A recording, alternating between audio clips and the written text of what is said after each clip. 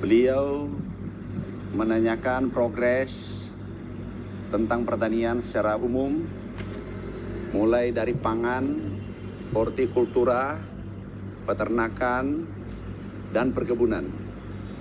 Yang pertama kami laporkan bahwasanya stok kita per hari ini bulan Juni, itu berada pada sekitar 5,2 juta ton sampai dengan hari ini. Dan itu stok kita aman. Kemudian standing crop kurang lebih 10-11 juta ton, hitungan estimasi kita.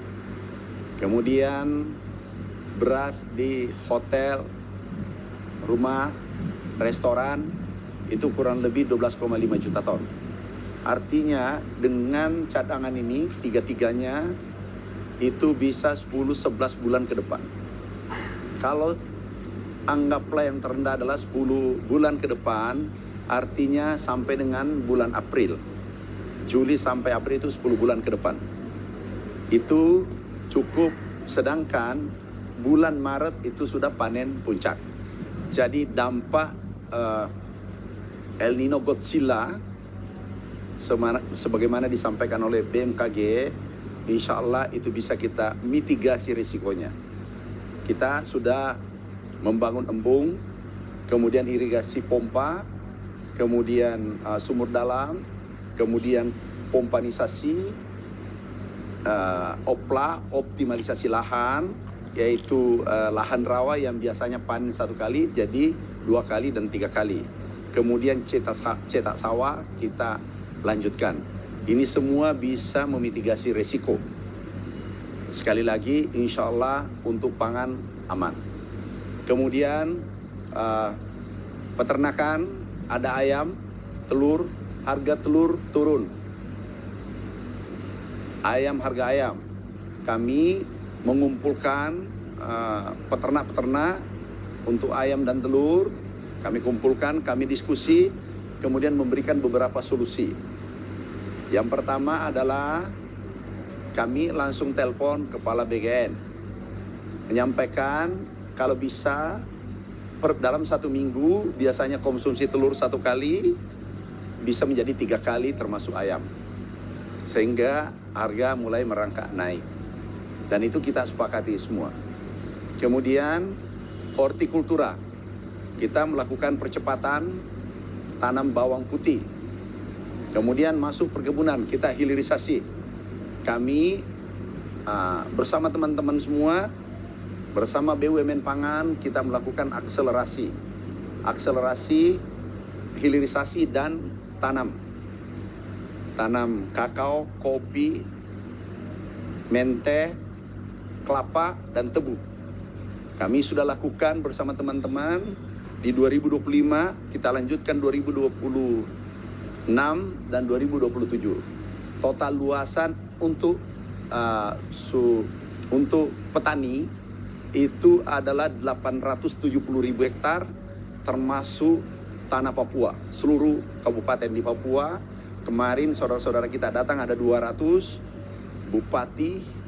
gubernur, bupati, dan petani-petaninya datang beserta kepala dinas. Kami berikan bantuan di sana. Tahun ini 3,2 triliun, tahun lalu 2 triliun, totalnya 5,5 triliun lebih. Kami laporkan Bapak Presiden, beliau mengatakan ini lanjutkan bantuan ini. Ini bantuan langsung ke rakyat. Dan ini bantuan hibah, traktor, kemudian sawah, bahkan dari beberapa provinsi meminta cetak sawah ditambah. Termasuk Papua Barat dan lain-lain. Ini kita tambah. Kemudian selanjutnya hilirisasi kita kejar. Hilirisasi kelapa, pabriknya sudah terbangun di Maluku Utara 1, insya Allah tahun ini mudah-mudahan selesai 2. Kemudian di Morowali 1 dan Riau, Provinsi Riau, Indra Hilir. Nah, itulah laporan kami kepada Bapak Presiden. Beliau memberikan arahan, memberikan petunjuk, ditindaklanjuti, diwaspadai El Nino Godzilla. Kemudian hilirisasi dipercepat, Dan insya Allah perkebunan, sektor perkebunan yang tadi 870.000 hektar itu untuk rakyat seluruh Indonesia, untuk petani kita, itu hibah dan menciptakan lapangan kerja baru. Makasih. Ada pertanyaan? Nggak ada, cukup. Ini menarik. TBS. Ini TBS kami atas arahan Bapak Presiden, kami ditelepon beliau, disampaikan Pak Mentan kenapa terjadi penurunan. Saya katakan kepada beliau ini anomali.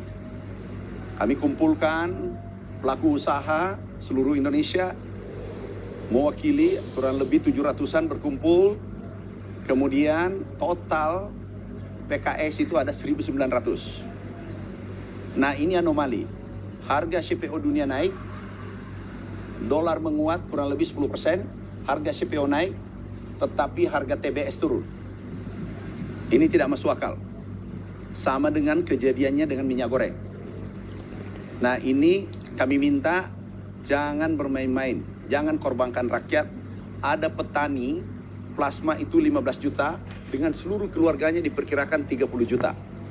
Kita harus, Bapak Presiden arahkan berpihak pada petani plasma sawit.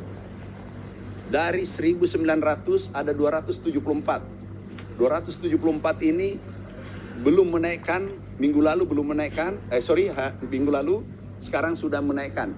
Yang masih belum ada kurang lebih 100, kurang lebih 5-10%. 90% sudah kembali seperti semula, tetapi harapan kita ke depan insya Allah dengan DSI ini, satu pintu, itu bisa mengangkat kesejahteraan petani Indonesia dan menghindari ada kebocoran-kebocoran. Nah itu arahan Bapak Presiden, tindak lanjuti. Alhamdulillah sekarang harga TBS sudah hampir normal, tinggal sedikit lagi. Tapi kami sampaikan yang 274 kami langsung pada hari itu juga kami mengirim surat ke Pak Kapolri bahwa ini harus ditindaklanjuti, dan langsung tembusan Kapolda di wilayah masing-masing dan Dirkrimsus ditindaklanjuti. Dengan surat itu tinggal 100 lebih yang belum menaikkan harga TBS. Tapi kami yakin 1 minggu ke depan itu sudah pulih kembali, dan insya Allah ke depan dengan satu pintu ini harga TBS ke depan lebih baik. Oke, kasih ya. Kita melakukan penanaman maraton karena dari pangan kita yang kita jaga betul itu ada 11. Sesuai Impres tahun 2020 nomor 125 kalau tidak salah. Nah, itu ada 12. Dari 12 itu ada 8 sudah swasembada dan ekspor. 3 yang belum. Yang pertama bawang putih, daging dengan kedelai. Dari total 3 ini ada kurang lebih 3,5 juta ton. Tetapi yang kita produksi adalah 68 juta ton. Kebutuhan 68 juta ton, produksi kita 73 juta ton. Artinya kalau kita bagi 3,5 juta ton dibagi 73 juta ton itu 4%, 5%. Sedangkan standar swasembada adalah sesuai FAO tahun 1999 itu bisa impor 10%. Artinya apa? Swasembada pangan, swasembada beras, bahkan surplus. Jadi itu kesimpulannya supaya dipahami apa itu swasembada. Tapi yang terpenting tahun 2025 tidak ada keluar izin impor beras medium. Dan Bulog, kapasitas Bulog hanya 3 juta ton. Tapi stok kita 5,2 juta ton. Artinya Bulog hari ini menyewa gudang 2,2 juta ton. Yang belum yakin silahkan ke gudang Bulog seluruh Indonesia. Terima kasih. Wassalamualaikum warahmatullahi wabarakatuh.